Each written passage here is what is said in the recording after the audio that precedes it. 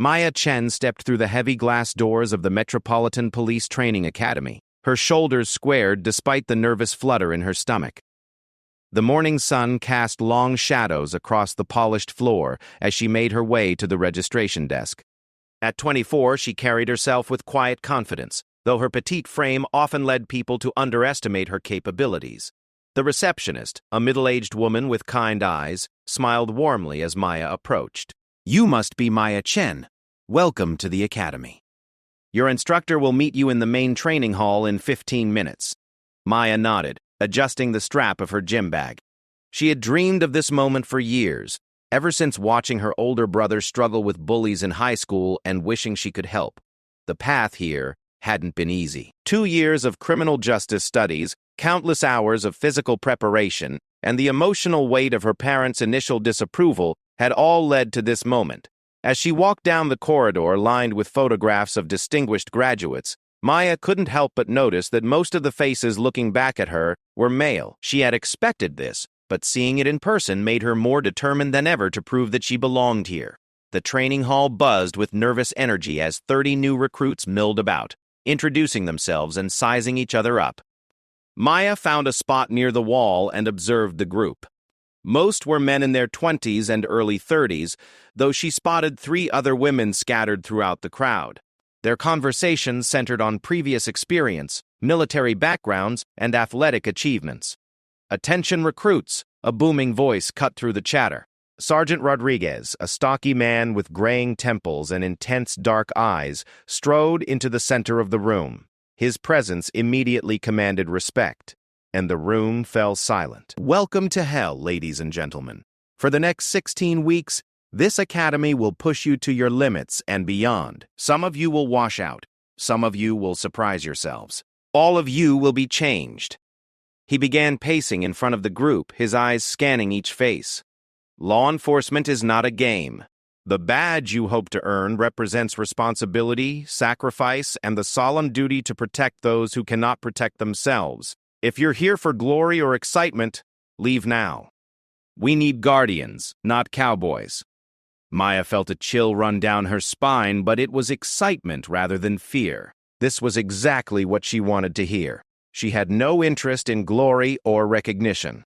She wanted to make a difference, to be someone others could count on when everything went wrong. "You'll be divided into squads of 6, Sergeant Rodriguez continued. "These will be your training partners, your support system, and sometimes your greatest challenge. Squad assignments are posted on the board. Find your group and report to your designated training area." Maya pushed through the crowd to check the board. Squad 3, Chen, Maya, Davidson, Rick, Thompson, Brad, Wilson, Jake, Martinez, Carlos, and Foster, Alex. She memorized the names and looked around for faces that might match. "Squad 3, over here?" A tall, broad-shouldered young man with sandy brown hair waved from across the room. Maya made her way over, noting the confident swagger in his walk. This had to be Rick Davidson, based on his take-charge attitude. As the others gathered, Maya quickly assessed her squadmates. Brad Thompson was built like a linebacker, with thick arms and a neck that seemed too small for his massive shoulders. Jake Wilson appeared to be the oldest of the group, maybe 35, with premature gray streaks and the bearing of someone with military experience. Carlos Martinez was lean and wiry, with quick, darting eyes that seemed to take in everything. Alex Foster surprised her by being a woman, though she was nearly 6 feet tall with an athletic build that suggested serious gym time. "Looks like we got the diversity squad," Rick said with a grin that didn't quite reach his eyes. "The girl, the old guy, the Mexican, and the Amazon. This should be interesting." Maya felt her jaw tighten slightly at the casual categorization, but she forced herself to remain calm. This was exactly the kind of attitude she had expected to encounter.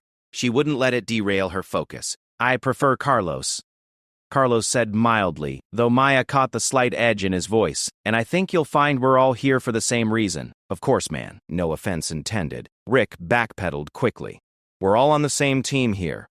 Their assigned training area turned out to be a corner of the main gymnasium, marked off with orange cones. Sergeant Rodriguez appeared with a clipboard and a no-nonsense expression. "Squad 3, your first challenge is team cohesion. You'll be working together on every exercise, every scenario, every test. If one of you fails, you all fail. If one of you succeeds alone, you all fail. Excellence comes through unity, not individual heroics. He dropped a heavy rope at their feet. Tug of war against Squad 4. Winners get first choice of shower time, losers get cold water and cleanup duty. Maya glanced at Squad 4 and immediately understood the challenge. All 6 members were large, muscular men who looked like they spent their free time lifting weights and eating protein powder. Brad cracked his knuckles enthusiastically, but even his impressive size wouldn't be enough to balance the scales. Strategy meeting, Alex said quietly, gesturing for the group to huddle. We can't outmuscle them, but we might be able to outsmart them. Jake nodded approvingly. In the military, we learned that technique beats strength every time. Maya, you're the lightest. If we can create the right leverage, I can anchor, Maya said immediately. Low center of gravity. And I've got strong legs from rock climbing. Rick looked skeptical. No offense, Maya, but you're like 100 pounds soaking wet. Maybe you should just stay back and cheer us on. Actually, Carlos interjected, she's right about the physics. Lower center of gravity is an advantage in this kind of pull. Plus, look at Squad 4. They're all top-heavy. Their strength becomes a liability if we can get them off balance. Maya felt a surge of gratitude toward Carlos. Give me the anchor position. Alex, you're second strongest after Brad, so you go in front of me. Carlos, your reach gives us leverage in the middle. Jake, your experience puts you second. Brad, you're our power at the front. Rick, you coordinate timing from third position. Rick's expression suggested he wasn't thrilled about taking orders from Maya, but he didn't argue. Sergeant Rodriguez blew his whistle, and both squads took their positions on opposite sides of the rope. On my mark, Rodriguez called. 3, 2, 1, pull. The initial tug nearly yanked Maya off her feet as Squad 4's raw power asserted itself, but she dug in her heels, feeling the burn in her thighs as she leaned back at an impossible angle. Alex was grunting with effort in front of her, and she could hear Carlos calling out timing commands. Now! Jake shouted, and the entire squad shifted their stance in unison. The sudden change in angle caught Squad 4 off guard, and Maya felt the rope give slightly in their direction. Hold it! Hold it! Rick was yelling, but his voice cracked with strain. Maya closed her eyes and focused on her breathing, the way her rock climbing instructor had taught her. Find your center. Trust your strength. Don't think about the pain. The tug-of-war stretched on for what felt like hours but was probably less than 2 minutes. Squad 4's superior strength was slowly winning, but Squad 3's coordination was keeping them in the fight. Maya could feel her grip starting to slip when she heard Sergeant Rodriguez's voice cutting through the grunting and shouting. Enough! Drop the rope.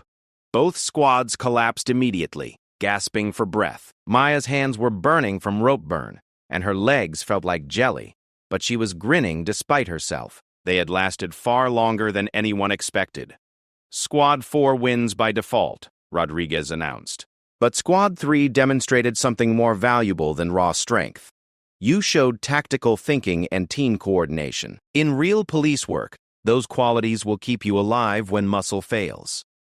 As they walked toward the locker rooms, Rick fell into step beside Maya. His earlier cockiness had been replaced by something that might have been respect. That was good thinking back there, he admitted. I wouldn't have thought of the anchor strategy.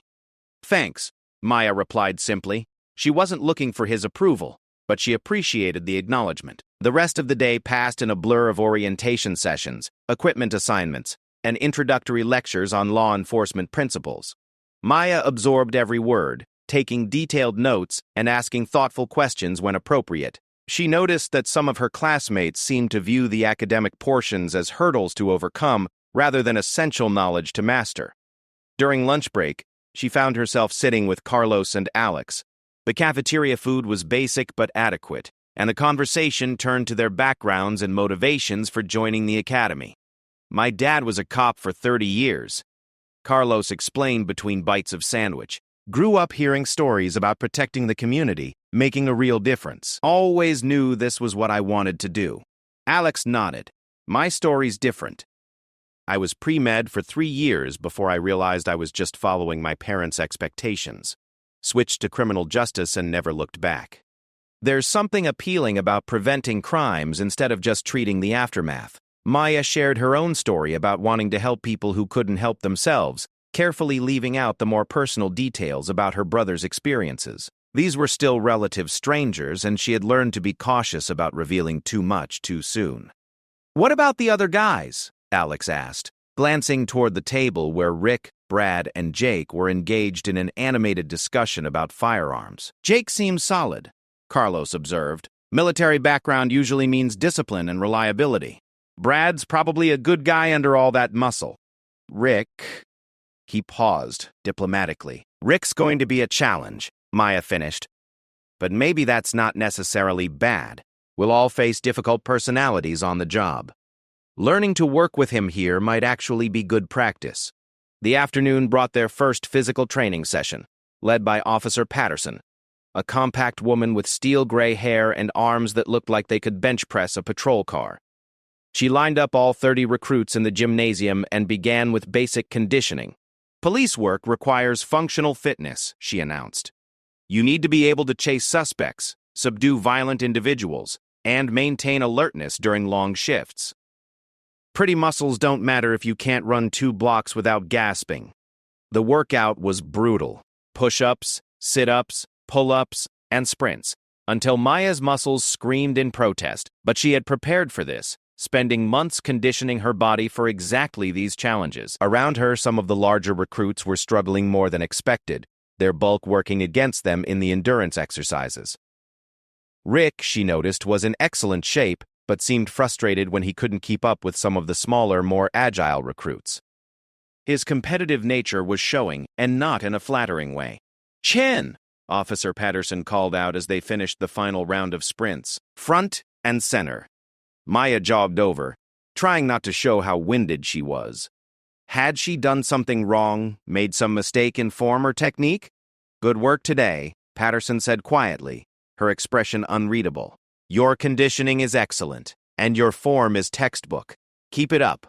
It was a small victory, but Maya felt a surge of pride as she rejoined her squad. She had earned recognition based purely on performance, not because anyone was trying to encourage the lone small woman in the group. As they headed to the locker rooms at the end of the day, Jake approached her with a thoughtful expression. "You've got natural instincts for this work," he said. "That strategy in the tug-of-war, the way you handled the physical training. Have you considered that you might face some resistance from people who don't expect much from someone your size?" Maya appreciated his directness. "I've thought about it. But I figure the best response is just to do the work and let the results speak for themselves." Jake smiled. "Smart approach. But don't be naive about the challenges. Some people will try to test you in ways that have nothing to do with your actual capabilities. Stay alert." As Maya drove home that evening, she reflected on Jake's words. She had expected skepticism and even some hostility based on her size and gender. What she hadn't fully anticipated was how quickly the group dynamics would start to form and shift. Rick clearly saw himself as a natural leader, but his assumptions about others based on appearance and background were going to create friction. Brad seemed like a follower who would go along with whoever was loudest. Carlos and Alex appeared to be potential allies, but it was still early days. The real test would come as the training intensified and the pressure mounted. Maya had no illusions about the challenges ahead. She was smaller and physically weaker than most of her classmates, and she would have to work twice as hard to earn half as much respect. But she had something else on her side, an unshakable belief in her own capabilities and a willingness to prove herself through action rather than words. Tomorrow would bring new challenges, and she would meet them with the same quiet determination that had carried her this far. The academy was just the beginning. Maya Chen was ready to begin the long journey toward becoming the kind of police officer her community needed, regardless of what her squad mates or anyone else thought about her chances of success. 3 weeks into training, Maya had settled into a routine that pushed her physical and mental limits daily. The academy's schedule was relentless. Physical training at dawn, classroom instruction throughout the morning, practical exercises in the afternoon, and study sessions that stretched well into the evening, but she thrived under the structure and intensity. Squad 3 had developed its own dynamic during this time. Jake had emerged as the unofficial leader, his military experience and calm demeanor earning respect from everyone except Rick, who still seemed to believe he deserved that role. Carlos had proven to be brilliant at the academic portions of training, often helping others understand complex legal concepts. Alex excelled in the physical challenges, her height and reach giving her advantages in defensive tactics training. Brad remained something of an enigma. He was friendly enough, always quick with a joke or an encouraging word, but Maya had noticed he tended to go along with whoever was speaking loudest at any given moment. This concerned her, especially as Rick's frustrations began to manifest in increasingly problematic ways. The morning started like any other, with Officer Patterson's grueling physical training session. Today's focus was combat conditioning, a circuit of exercises designed to simulate the physical demands of restraining suspects and defending against attacks. Maya moved through the stations with practiced efficiency, her months of preparation showing in her technique and endurance. At the grappling station, she found herself paired with Brad for the defensive escape drill. Despite his significant size advantage, she managed to break free from his holds using proper leverage and timing rather than brute force. It was exactly what the instructors had taught them. Technique over strength. "Nice work, Chen," Officer Patterson called out as Maya completed the sequence. Clean execution of the hip toss. Textbook form. Maya nodded her thanks and moved to the next station, but she caught Rick's expression out of the corner of her eye. He was watching her with something that looked like irritation, his jaw set in a way that suggested building frustration. The tension came to a head during the lunch break.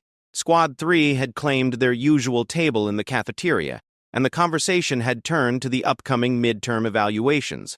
These assessments would determine who continued in the program and who might be asked to repeat portions of the training.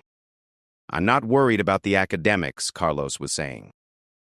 "But the scenario-based testing has me nervous. So many variables to consider. The key is staying calm under pressure," Jake advised. "In combat, we used to say that slow is smooth and smooth is fast. Don't rush your decisions." "Easy for you to say," Rick interjected, his voice carrying an edge that hadn't been there before. "You've got actual experience to draw on. Some of us are starting from scratch." Alex looked up from her salad. "That's what the training is for. We're all learning together." "Are we, though?" Rick's tone was becoming sharper. "Seems like some people are getting extra attention from the instructors. Makes you wonder if the playing field is really level." Maya felt the conversation shift, sensing that Rick's comments were somehow directed at her. She continued eating her sandwich, choosing not to take the bait, but Carlos wasn't willing to let it slide. "What exactly are you implying?" Carlos asked quietly. "I'm not implying anything. I'm saying it outright." Rick leaned back in his chair, his voice carrying to nearby tables. "Maya gets praised for doing basic techniques that the rest of us are expected to master without comment. Brad throws her around like a rag doll in that last drill, but she gets the compliment for textbook form." The table fell silent. Maya could feel the eyes of other squads turning their way, drawn by the rising tension. She set down her sandwich and looked directly at Rick. "If you have something to say to me, say it directly," she said calmly. Rick's confidence seemed to falter slightly under her steady gaze, but he pressed on. "Fine. I think you're being graded on a curve because you're small and because you're a woman. The standards aren't the same for everyone." "That's enough," Jake said firmly. But Rick was just getting started. "Is it? Look, I'm not trying to be mean here, but let's be realistic. Maya's a nice person and she tries hard, but she's 5'4" and weighs maybe 120. In a real situation against a real criminal, what's she going to do? Ask them politely to comply?" Brad shifted uncomfortably in his seat. "Come on, Rick, that's not fair." "Fair? You want to talk about fair?" Rick's voice was rising now, drawing attention from across the cafeteria. "Fair would be acknowledging that some people are naturally better suited for this job than others. Fair would be honest evaluation instead of participation trophies." Maya felt a familiar calm settling over her, the same feeling she got when facing a difficult climbing route. Anger would only cloud her judgment. Instead, she stood up slowly, her movements deliberate and controlled. "You're right about one thing," she said, her voice carrying clearly despite its quiet tone. "I am small, and I do weigh about 120.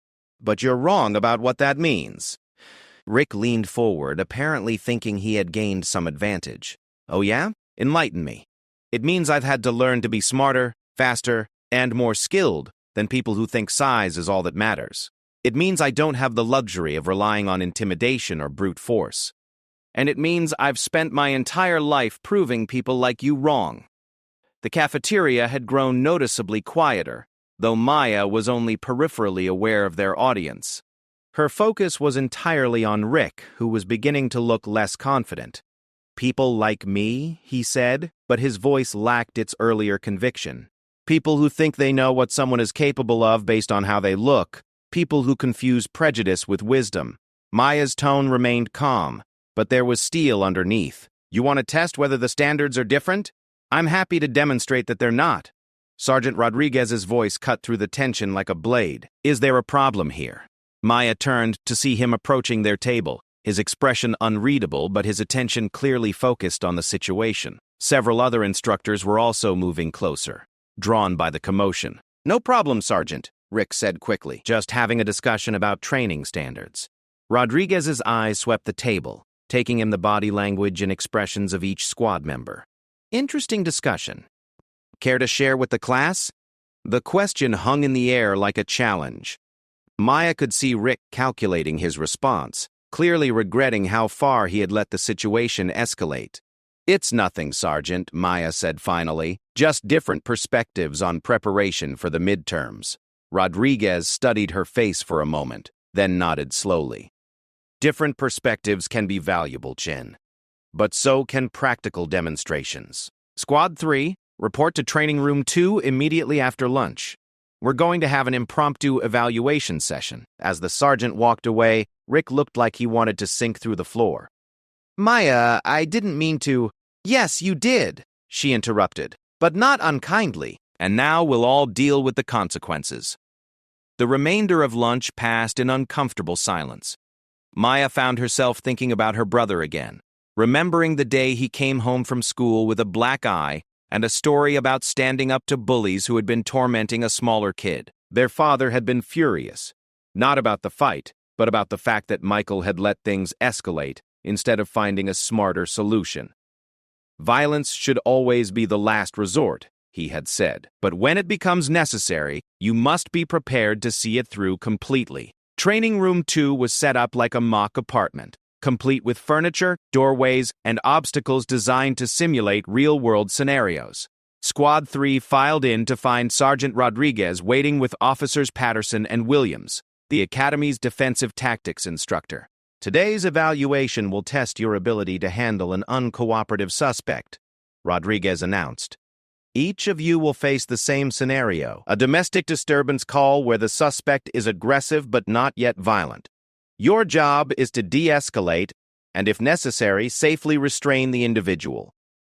He gestured toward Officer Williams, a burly man who looked like he could have played professional football. "Officer Williams will be playing the role of the suspect. He will not make this easy for you." Maya watched as her squad mates took their turns. Jake performed competently, using his military training to maintain control of the situation. Carlos talked his way through most of the scenario, but struggled with the physical restraint when de-escalation failed. Alex did well overall, though Williams managed to break free from her initial hold.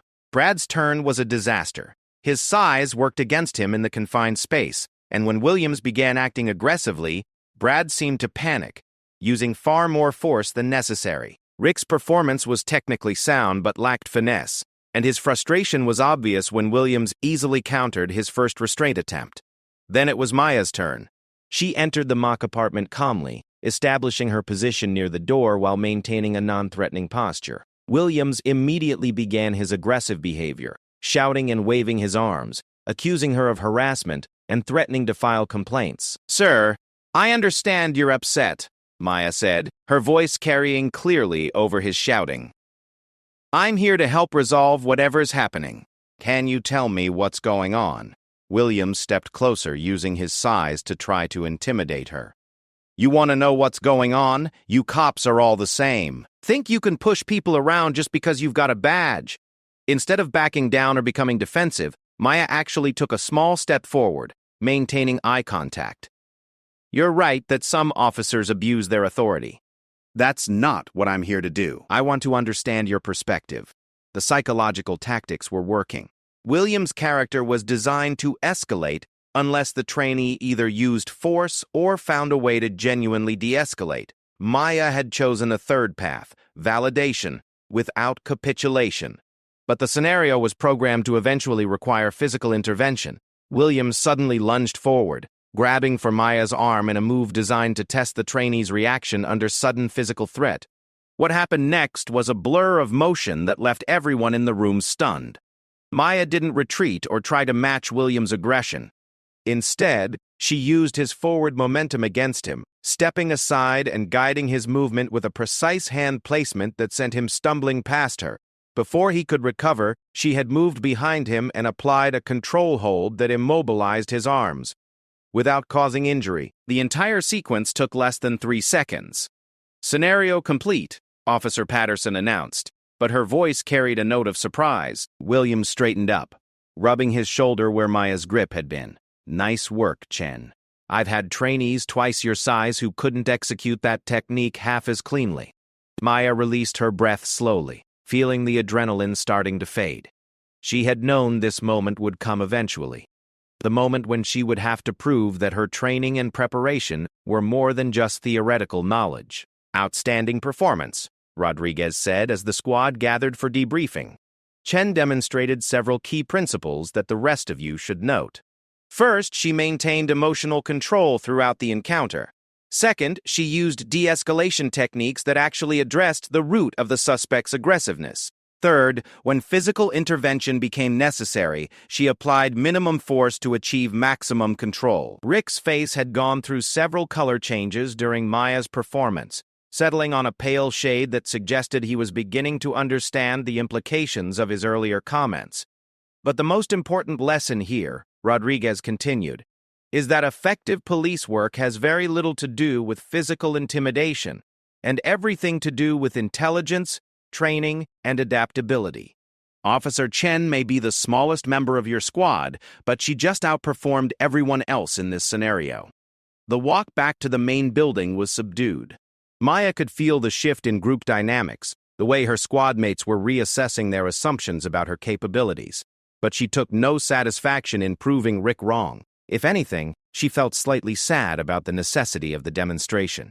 Carlos fell into step beside her as they approached the classroom building. "That was incredible back there. Where did you learn those techniques?" "Mixed martial arts classes, rock climbing, and a lot of practice." Maya answered honestly. "My dad always said that if you're going to be underestimated, you better make sure you're overprepared." "Your dad sounds like a wise man." Maya smiled. "He has his moments." The afternoon's classroom session focused on constitutional law and civil rights, but Maya found it hard to concentrate. She kept thinking about the look on Rick's face during the debriefing, the mixture of embarrassment and something else she couldn't quite identify. Resentment, maybe, or wounded pride. She had hoped that demonstrating her capabilities would resolve the tension, but experience had taught her that proving bullies wrong sometimes only made them more determined to find other ways to undermine their targets. The confrontation in the cafeteria might have been just the beginning, not the end. As the day ended and the squad prepared to leave, Rick approached her in the parking lot. The rest of the group had already scattered to their cars, leaving them alone under the amber glow of the security lights. "Maya, I owe you an apology," he said, his voice lacking its usual confidence. "What I said at lunch was out of line. I let my own frustrations get in the way of being fair to you." Maya studied his face, looking for signs of sincerity. "I appreciate that. But I need you to understand something, Rick. I'm not here to prove anything to you or anyone else.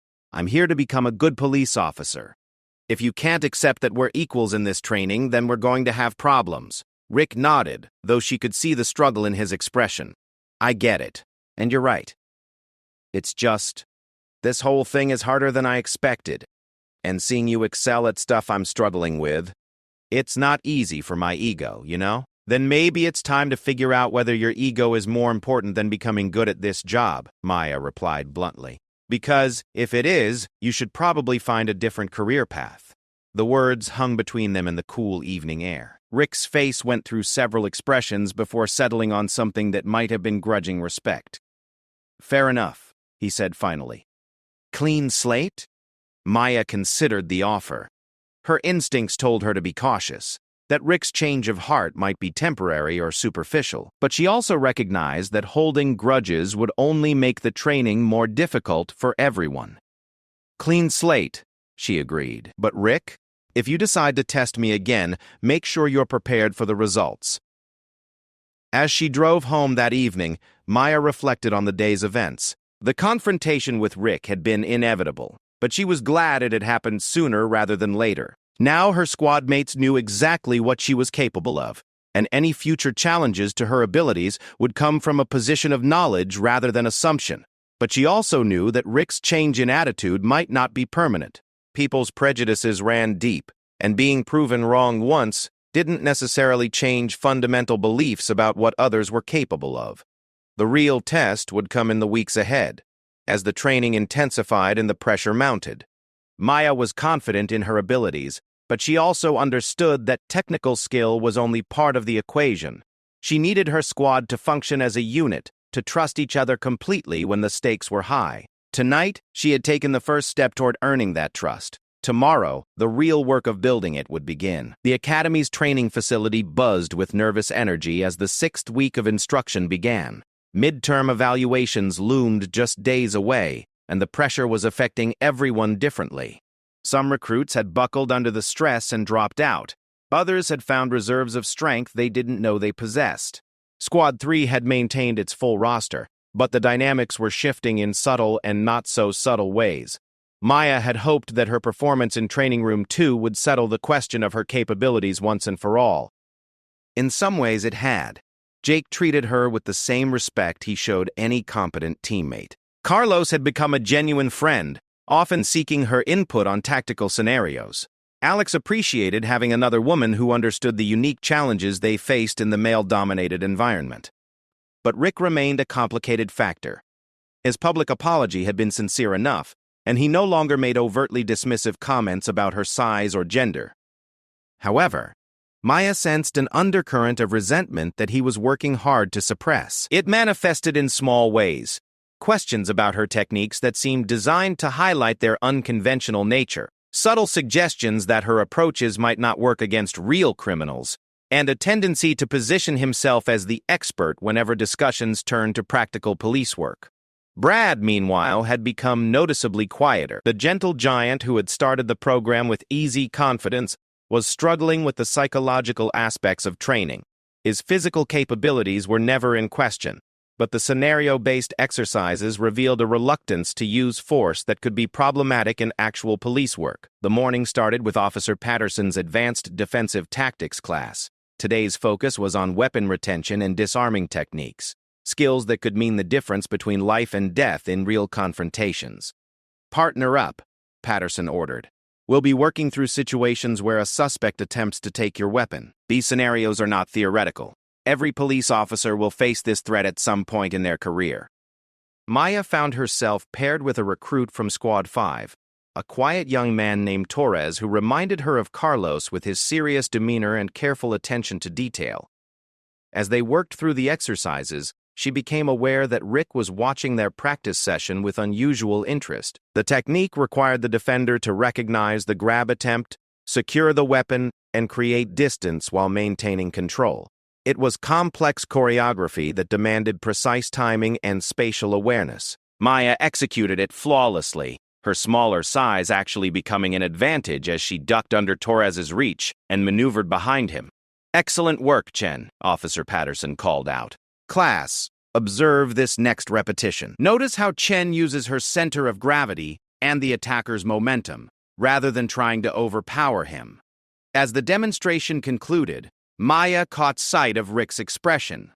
The careful mask of acceptance he had worn for the past 3 weeks was slipping, revealing something harder underneath. Their eyes met for a moment before he looked away, but the message was clear. The truce between them was more fragile than she had hoped. During the lunch break, Squad 3 gathered at their usual table to discuss the upcoming midterm evaluations.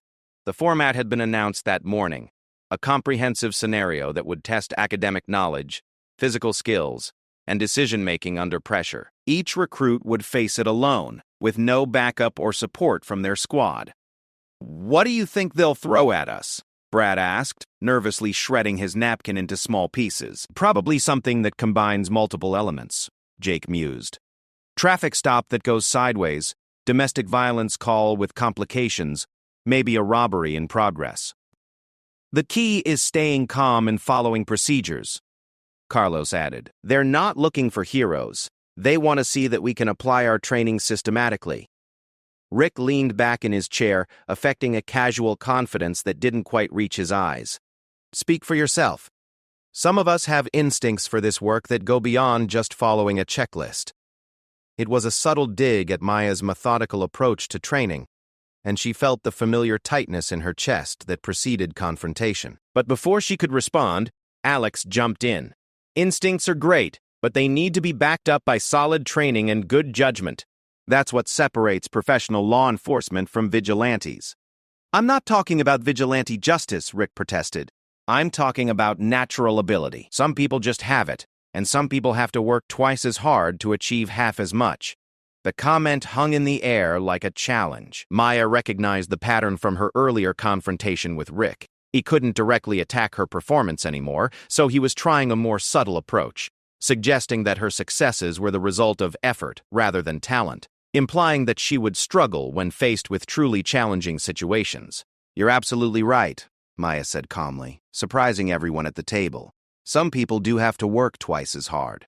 I've been working twice as hard my entire life, and it's made me better than I ever thought possible." Rick's confident expression flickered for just a moment. "That's not what I meant." "Yes, it was," Maya replied without heat. "And that's fine. You're entitled to your opinions about natural ability and who has it, but you might want to be careful about making assumptions based on limited information." The conversation was interrupted by the arrival of Sergeant Rodriguez, who approached their table with his characteristic no-nonsense demeanor. "Squad 3, I need to speak with you privately. Conference room B, 5 minutes." As they filed into the small conference room, Maya noticed the tension in Rodriguez's posture. Something was wrong, and she felt her stomach tighten with apprehension. "I'll get straight to the point," Rodriguez began once they were seated. "There have been complaints about behavior within your squad. Anonymous complaints suggesting that some members are receiving preferential treatment or creating a hostile training environment." Maya felt the blood drain from her face. Anonymous complaints could only mean one thing. Someone was trying to undermine her standing at the academy without putting their name to the accusations. "What kind of complaints?" Jake asked, his military bearing asserting itself in crisis mode. "The specifics don't matter right now," Rodriguez replied. "What matters is that these allegations, if substantiated, could result in disciplinary action or dismissal for multiple squad members. More importantly, they suggest that Squad 3 is not functioning as a cohesive unit." Rodriguez's eyes swept the table, lingering on each face in turn. "So here's what's going to happen. Your midterm evaluation has been changed. Instead of individual assessments, Squad 3 will face a group scenario designed to test your ability to work together under extreme pressure. You will succeed or fail as a unit." The room fell silent. Maya could hear her own heartbeat as the implications sank in. Someone had filed complaints that were serious enough to trigger a formal investigation. Her career could be destroyed by anonymous accusations before it even began. "Sergeant," she began. But Rodriguez held up a hand. "No questions, no discussions. You have 48 hours to resolve whatever issues exist within your squad. If you can't work together effectively during the evaluation, I'll recommend that the entire squad be dismissed from the program." As Rodriguez left the room, the remaining 6 sat in stunned silence. Maya could feel the weight of everyone's eyes on her, though she couldn't be sure if they were looking at her as the victim of the complaints or as their cause. "This is insane," Carlos finally said. "Who would file anonymous complaints? And about what?" Rick was staring at the table, his jaw clenched tight. When he looked up, His expression was carefully neutral. Maybe we should focus on the evaluation instead of trying to figure out who said what to whom. Easy to say when you're not the one being targeted, Alex shot back. This is obviously about Maya. Someone's trying to sabotage her because she's outperforming their expectations. We don't know that, Brad said quietly. The complaints could be about any of us. Or all of us. Maya found her voice finally. Actually, we do know. The timing, the anonymous nature, the focus on preferential treatment, this is about me. Someone thinks I don't belong here and they're using official channels to try to get rid of me. She looked around the table, studying each face carefully. Jake appeared genuinely angry on her behalf. Carlos and Alex seemed shocked and supportive. Brad looked confused and worried. Rick's expression was the hardest to read, a mixture of discomfort and something else she couldn't identify. The question is what we do about it, she continued. Rodriguez is right about one thing. If we can't function as a team, we'll all fail. So I need to know right now if anyone here has issues with me or my performance that need to be addressed. The silence stretched out for long seconds. Then Jake spoke up. Maya, you're one of the most dedicated and capable recruits in our class. Anyone who can't see that is either blind or deliberately choosing to ignore the evidence. Agreed, Carlos said immediately. This whole thing is garbage, and we all know it. Alex nodded firmly. Someone's playing games, and we can't let them win. All eyes turned to Brad, who shifted uncomfortably in his seat. I don't have any problems with Maya. I think she's great. But maybe we should consider whether there are ways to make sure everyone feels equally supported and valued. It was a diplomatic non-answer that revealed exactly nothing about his real thoughts. Maya filed it away for later consideration. Finally, Rick cleared his throat. Look, I'll admit I've had some concerns about different training standards and evaluation criteria, but I've never filed any complaints, and I don't think personal issues should interfere with official assessments. The careful phrasing sent a chill down Maya's spine. Rick was denying filing complaints while simultaneously justifying their content. He was covering his bases in case the truth came out later. Fair enough, Maya said, though she didn't believe him for a second. So we're all committed to making this work for the next 48 hours regardless of whatever personal issues might exist?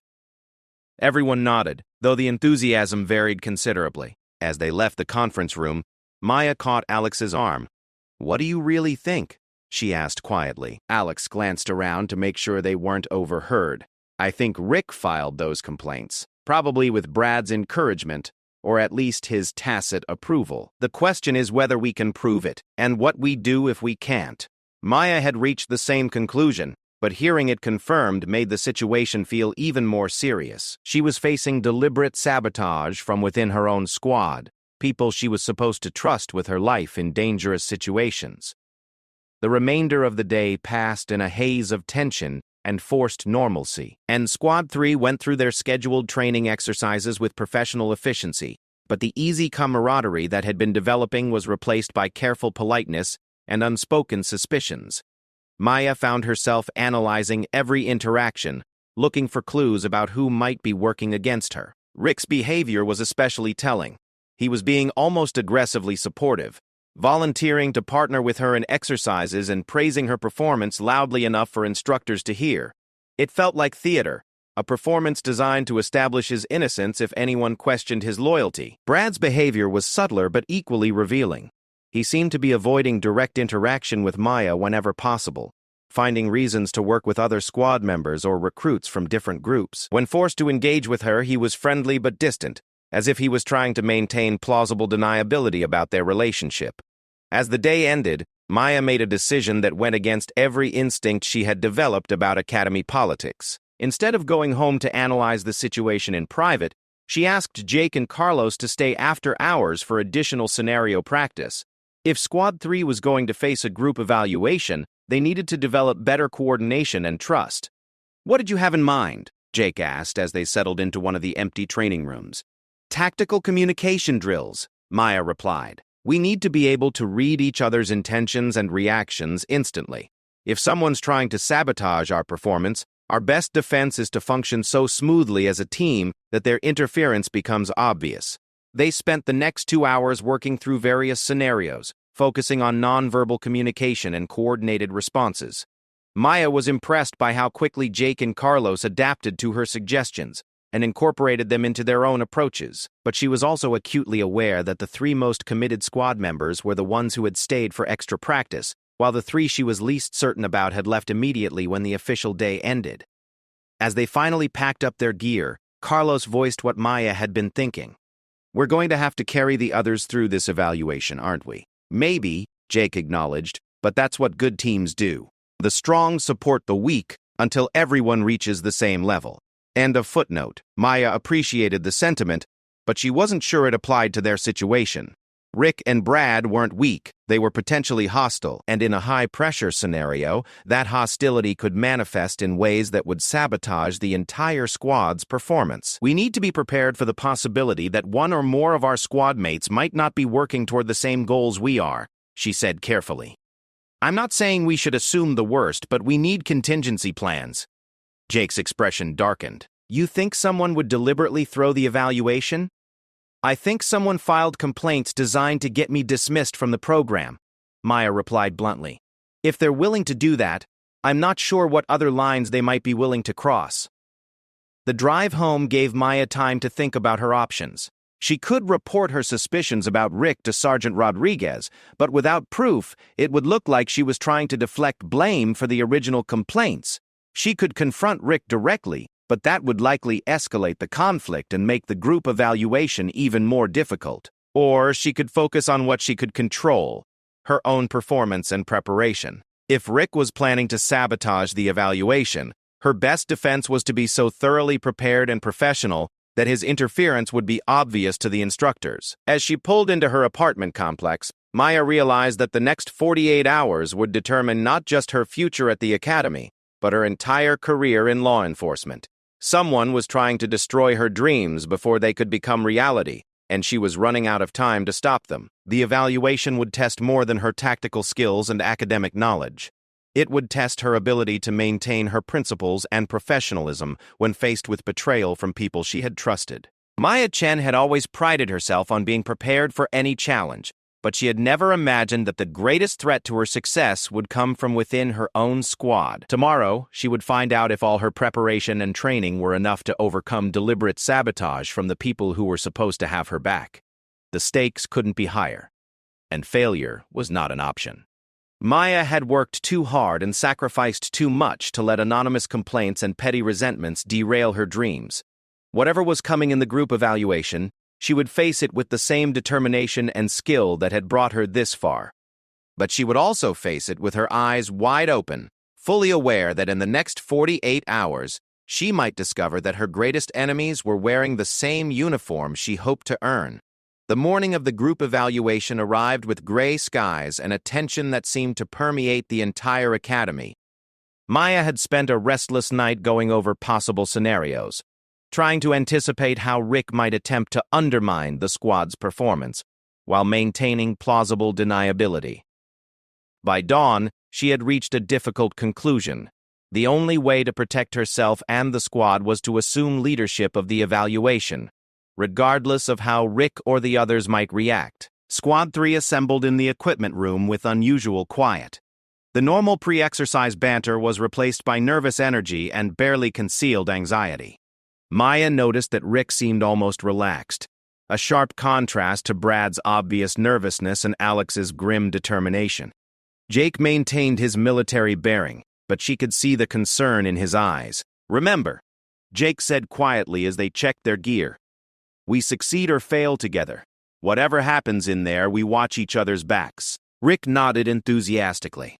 "Absolutely. Team first, individual concern second." The words were right, but something in his tone made Maya's skin crawl. It sounded rehearsed, like a performance for an audience he knew was listening. Sergeant Rodriguez appeared in the doorway, his expression even more serious than usual. "Squad 3, you're up. Follow me." They were led to a section of the training facility Maya had never seen before. The setup was elaborate. A full mock street scene complete with storefronts, vehicles, and pedestrian areas. Hidden cameras were positioned at every angle, ensuring that every action and decision would be recorded for later review. "Your scenario begins now," Rodriguez announced from a safe observation area. "You are responding to a report of an armed robbery in progress at Murphy's Electronics. Multiple suspects, at least one weapon confirmed. Civilian hostages possible. Your backup is 15 minutes away." He gestured toward the mock patrol car positioned at the edge of the scenario area. "Officer Chen, you're the senior officer for this response. Your squad is your backup team. Make your decisions wisely." Maya felt a momentary surge of panic. Being designated as the senior officer meant that every decision, every mistake, every success would be attributed to her leadership. If someone was planning to sabotage the evaluation, they now had the perfect cover. They could claim to be following orders when things went wrong. But there was no time for second-guessing. The scenario had begun and 6 careers hung in the balance. "Gather round," Maya said, falling into the leadership role she hadn't asked for but couldn't avoid. "Jake, you're my experienced backup. Alex and Carlos, you take the rear positions. Rick and Brad, you're responsible for perimeter security and civilian safety." It was a careful assignment of roles that played to each person's strengths, while keeping the potentially unreliable members in positions where they couldn't easily compromise the mission. "Approach strategy?" Jake asked, accepting her leadership without question. Maya studied the mock storefront, noting the sight lines and potential cover positions. "Two-team approach. Jake and I go through the front after Alex and Carlos secure the back exit. Rick and Brad establish a perimeter and coordinate with any civilians we encounter." It was textbook procedure, exactly what their training had emphasized. But as they moved toward the building, Maya caught something in Rick's expression that sent alarm bells ringing in her mind. He looked almost eager, like someone anticipating a moment he had been planning for weeks. The scenario unfolded with clockwork precision. At first, Alex and Carlos moved smoothly around the building, communicating their positions and observations through hand signals. Jake stayed close to Maya's shoulder, providing cover and backup as they approached the main entrance. But as they reached the doorway, Rick's voice crackled through their communications system. "Multiple civilians in the street. They're panicking and moving toward the building. I'm going to intercept and redirect them." It was a reasonable tactical decision, exactly the kind of initiative that instructors looked for in evaluations.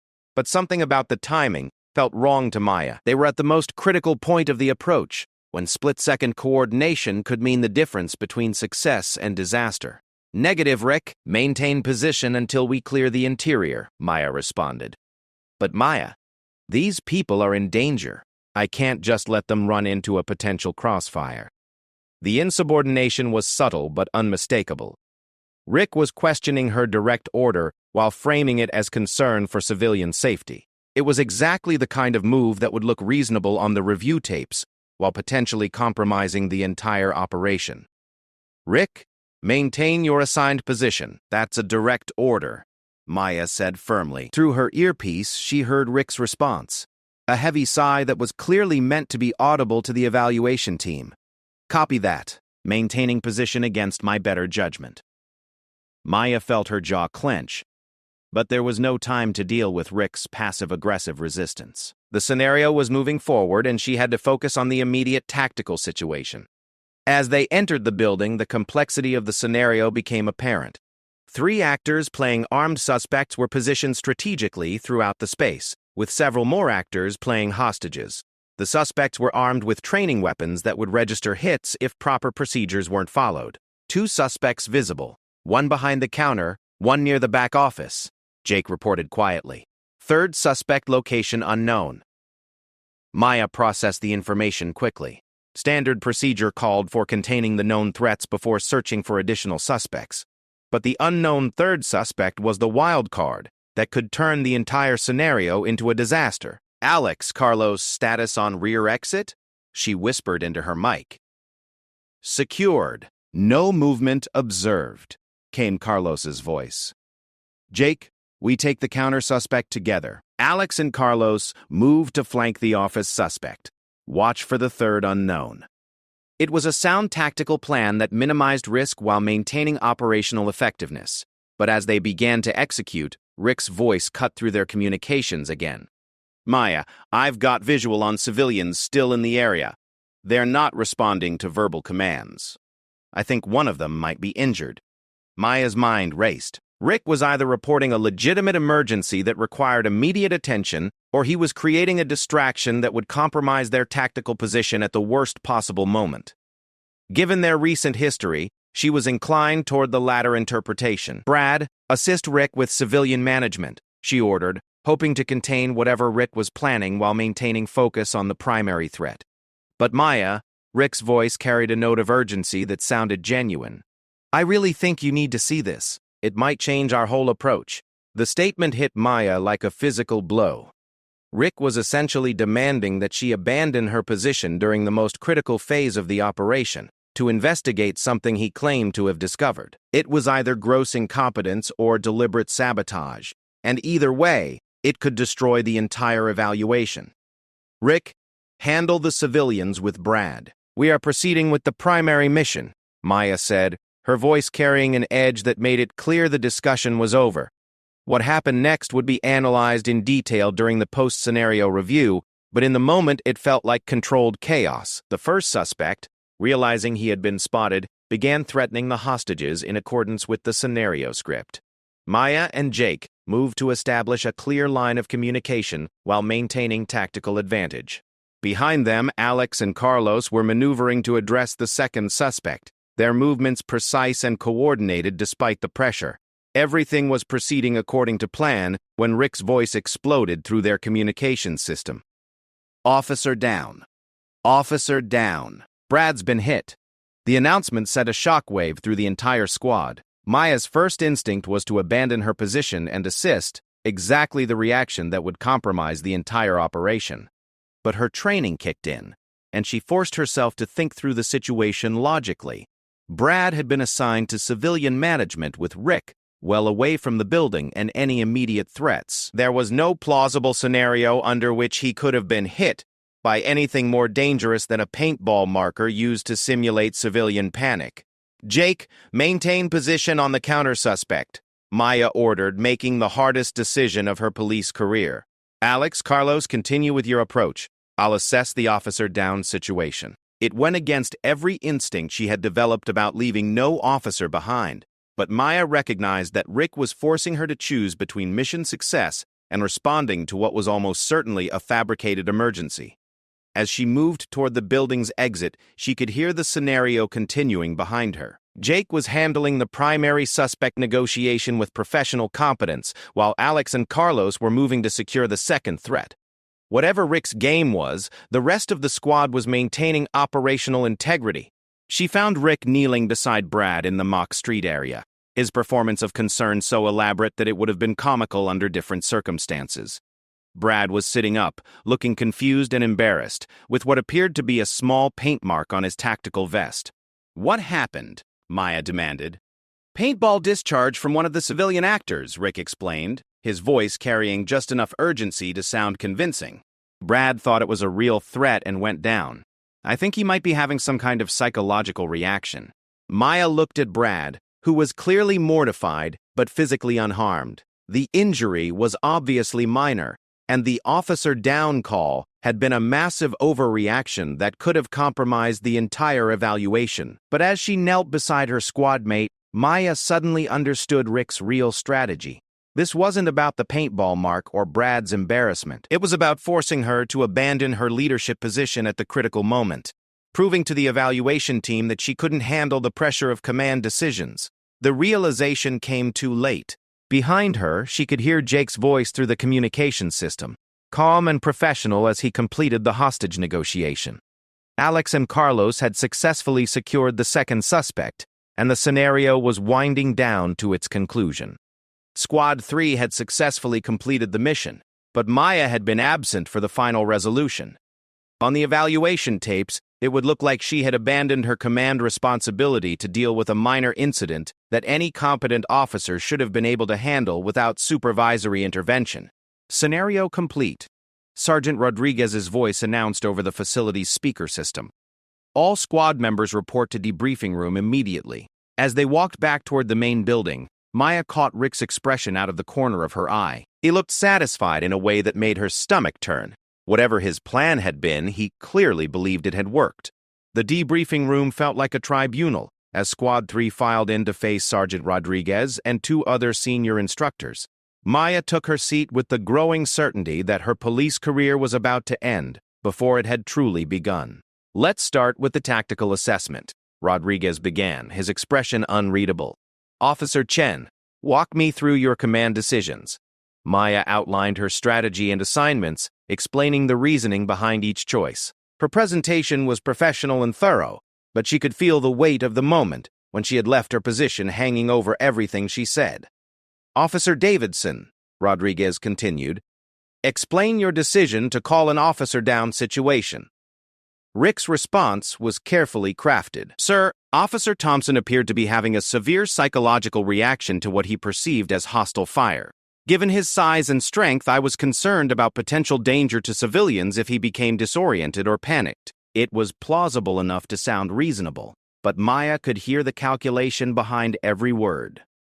Rick had created a situation that would force her to choose between mission success and officer safety, knowing that either choice could be criticized in review. "Officer Thompson, describe your experience during the scenario." Brad's face was bright red as he stumbled through his explanation. I knew it was just a paintball, but the sound surprised me and I lost my footing. Before I could get up, Rick was calling for help and making it sound like I was seriously injured. The admission hung in the air like an accusation. Brad had essentially confirmed that Rick had manufactured the emergency, though his words were careful enough to avoid direct blame. Rodriguez studied the faces around the table, his expression giving away nothing about his assessment of the situation. "Officer Chen, why did you leave your command position to respond to the officer down call?" This was the moment Maya had been dreading.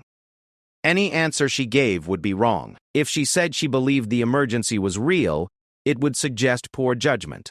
If she admitted she suspected it was fabricated, it would sound like she was making excuses after the fact. "Sir, I believe that assessing the situation was necessary to determine the appropriate level of response. My squad was performing their assigned tasks competently, and I judged that a temporary absence from my position was acceptable to ensure officer safety." It was the best answer she could give, but Maya knew it wasn't enough. Rodriguez's next question confirmed her fears. "Do you believe that abandoning your command position during the critical resolution phase of a hostage scenario demonstrates the kind of leadership judgment we expect from police officers?" The question was devastating because it was entirely fair. Maya had made the choice Rick had forced her to make, and now she had to accept responsibility for the consequences. But before she could answer, Jake's voice cut through the tension in the room. "Sir, if I may, Officer Chen's command decisions throughout the scenario were exemplary. Her tactical assignments were sound, her communication was clear, and her leadership enabled the squad to successfully complete a complex mission. The decision to assess the officer down situation was reasonable, given the information available at the time." "I concur," Alex added immediately. Maya's leadership was professional and effective throughout the entire scenario. Carlos nodded his agreement. The mission was successful because of her planning and coordination. One tactical decision shouldn't overshadow an otherwise flawless performance. Maya felt a surge of gratitude toward her squadmates, but she also recognized that their support might not be enough. Rick's sabotage had been carefully planned and expertly executed, designed to create exactly the kind of ambiguous situation that would be difficult to explain or defend. Sergeant Rodriguez leaned back in his chair, his eyes moving from face to face around the table. When he spoke, his voice carried a gravity that made Maya's heart sink. "This evaluation has revealed serious issues within Squad 3 that go beyond tactical performance. The anonymous complaints filed earlier this week suggested problems with unit cohesion and leadership dynamics. Today's exercise has confirmed some of those concerns." Maya felt the room spinning slightly. This was it. Her career was over, destroyed by someone she had tried to trust and work with professionally. But Rodriguez wasn't finished. "However, it has also revealed something else. Officer Davidson, your behavior during this evaluation was unprofessional and potentially dangerous." Manufacturing an emergency situation to test your commanding officer's judgment shows poor decision-making and questionable loyalty to your squad. Rick's confident expression crumbled instantly. Sir, I was genuinely concerned about Officer Thompson's condition. Officer Thompson has already stated that his condition required no medical attention and that you escalated the situation unnecessarily. Rodriguez cut him off. Furthermore, your pattern of behavior over the past several weeks, including the complaints you filed anonymously about preferential treatment, demonstrates a concerning inability to function as part of a team. The room fell dead silent. Maya felt a mixture of vindication and shock as Rodriguez's words sank in. The anonymous complaints had been traced back to Rick, exactly as she had suspected. Officer Chen, Rodriguez continued, your performance today was not perfect. Leaving your command position was a questionable decision that could have compromised the mission. However, your tactical planning was excellent, your leadership was clear and decisive, and your squad's success was largely due to your effective coordination. Maya hardly dared to breathe as she waited for the final verdict. Officer Davidson, you are dismissed from the academy effective immediately. Your behavior has demonstrated that you lack the character and judgment necessary for police work. Rick's face went through several shades of pale before settling on gray. Sir, I can explain. No explanation is necessary. Security will escort you from the premises immediately. As Rick was led from the room, the remaining members of Squad 3 sat in stunned silence. Maya felt no satisfaction in his downfall, only a deep sadness that things had reached this point. The rest of Squad 3 will continue in the program, Rodriguez concluded. Officer Chen, you will retain your position as squad leader, but with a formal notation that command decisions under pressure remain an area for continued development. As they left the debriefing room, Maya found herself surrounded by her remaining squad mates. Jake clapped her on the shoulder with genuine pride, while Alex and Carlos both offered congratulations on surviving Rick's sabotage attempt. But it was Brad who surprised her most. The gentle giant, who had been so quiet and uncertain throughout the ordeal, approached her with obvious embarrassment. Maya, I owe you an apology, he said quietly. Rick approached me weeks ago, trying to get me to support his complaints about preferential treatment. I didn't agree with him, but I didn't speak up either. I should have told you what he was planning. Maya studied his face, seeing genuine remorse and shame. Why didn't you? Because I was scared, Brad admitted. Scared of conflict, scared of taking sides, scared of making waves. But watching what he tried to do today made me realize that staying neutral isn't always an option. Sometimes you have to choose what's right, even if it's uncomfortable. Maya nodded, feeling something like closure settling over the entire ordeal. Rick's attempts to destroy her had ultimately destroyed only himself, while revealing the true character of everyone around him. As she drove home that evening, Maya reflected on the lessons of the past few weeks. She had learned that earning respect was an ongoing process, not a one-time achievement. She had learned that some people would always see her as a threat to their own sense of superiority, regardless of her actual performance or intentions. But most importantly, she had learned that true teamwork meant having people who would stand by her when the stakes were highest, even if it meant risking their own careers. Jake, Alex, and Carlos had proven themselves to be exactly the kind of partners she wanted beside her when the real work began. The academy still had weeks of training ahead, but Maya felt confident that the hardest tests were behind her. She had survived deliberate sabotage, personal attacks, and the pressure of command under impossible circumstances. Whatever challenges her police career might bring, she was ready to face them with the knowledge that she could handle anything thrown at her. Rick Davidson had tried to prove that she didn't belong in law enforcement. Instead, he had proven exactly the opposite. Maya Chen was going to be an exceptional police officer, not despite the obstacles she faced, but because of how she had learned to overcome them. The badge she would eventually earn would represent more than just completion of training. It would symbolize her determination, her professionalism, and her ability to maintain her principles, even when faced with betrayal from those who should have been allies. Maya Chen had passed her final test, though it hadn't been the one she was expecting, and in doing so, she had proven that she was exactly the kind of officer her community needed, someone who could lead under pressure, maintain integrity under attack, and protect others even when she was fighting for her own survival. The academy was just the beginning. Maya's real career in law enforcement was about to begin, and she was more ready than ever to serve and protect with honor, courage, and the quiet strength that had carried her through every challenge life had thrown her way.